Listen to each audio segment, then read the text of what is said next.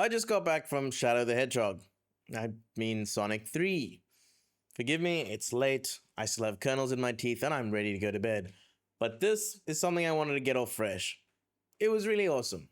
I went with my family, and that's ages from 12 all the way up to 65, and we all had a really good time. My siblings especially loved it, even though they didn't really know too much of Sonic lore besides 1 and 2.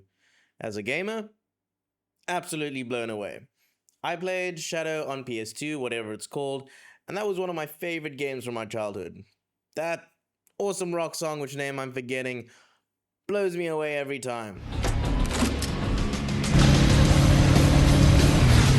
And it really felt in line with those themes.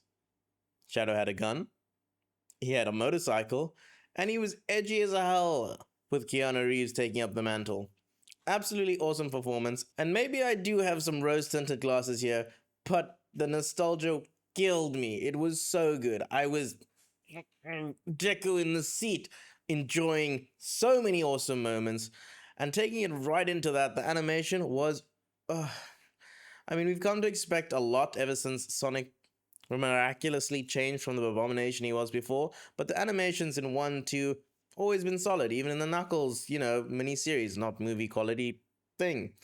Animation's always been good, but the animation with the fight scenes, with, not to give too much away, but the colors that eventually happen, absolutely amazingly choreographed.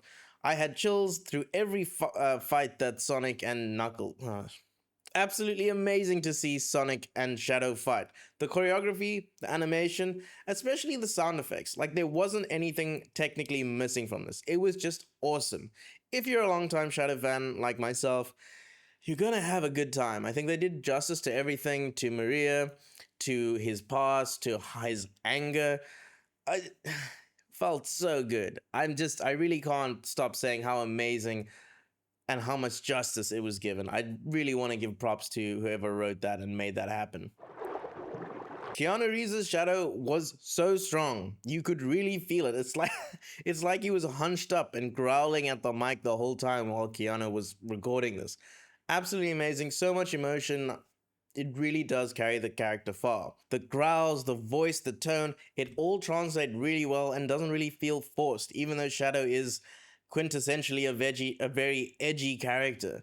It just feels natural. Also, Shadow's communication with Sonic, who is basically a polar opposite, felt very natural and it flowed really well. Honestly, I think it's really hard when you've got such a big cast of really strong personalities starting to take over, but Sonic 3 does a good job of keeping them all in line. I mean, Jim Carrey's Dr. Robotnik is kind of taking on a life of its own. The fact that he could play 2 Robotniks simultaneously and look, there were times where they did feel the same, but the identities did feel separate. I actually don't know how technically they did it and how he managed to act out 2 things simultaneously like that. I mean, it's a lot better than when, I guess, there was a backflip scene in Knuckles when Wade did a whole backflip thing, and then it transitioned, and you could obviously see it transitioned. But yeah, I don't know. Technically, I'm just interested. If you know, let me know in the comments. I don't know if they retook it twice with, just swapping out the people, but amazing performance. Jim Carrey's carrying the villains, being basically a figure in all 3 movies. I'm very curious if he'll reprise the role for number 4. We'll see. Fantastic job. It really feels like he's taken the character, done his own thing, and absolutely molded it. Not the same as old batshit crazy Jim Carrey, but in a way that works with the Sonic universe. With all these strong and quirky characters, it's hard to keep a focus on Sonic when you've got such an amazing cast. I'm gonna bring up Idris Elba's Knuckles because I've fallen in love with him since movie 2. He's got such a perfect voice for Knuckles. I've never felt a Knuckles quite get into him like this. To me, Idris has basically become Knuckles. He is the Knuckles. With the short series that I did watch as well, plus 2, and now in 3, he's grabbing the focus away from Sonic. Almost every Sonic moment, besides the fights with Shadow, are almost taken away by a one-liner with Idris's fantastic delivery.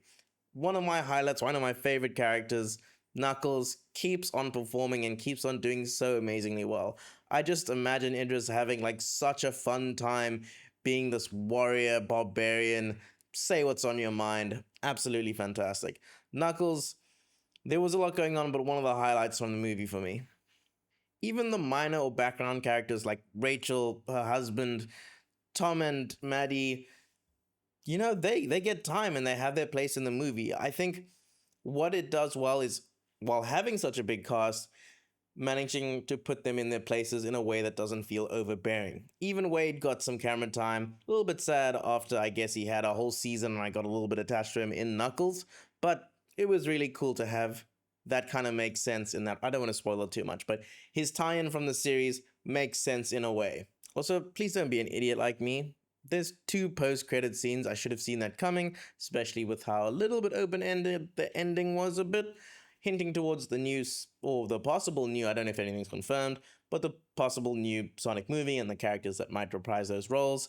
I kind of was guessing it was who it was gonna be, and if you know anything about Sonic games or Sonic OVAs, animations, anything like that, you might have a sinking idea. I'm not gonna go too much into that, but my overall review of the movie, and this is just a first impressions, nothing crazy, I haven't overthought this.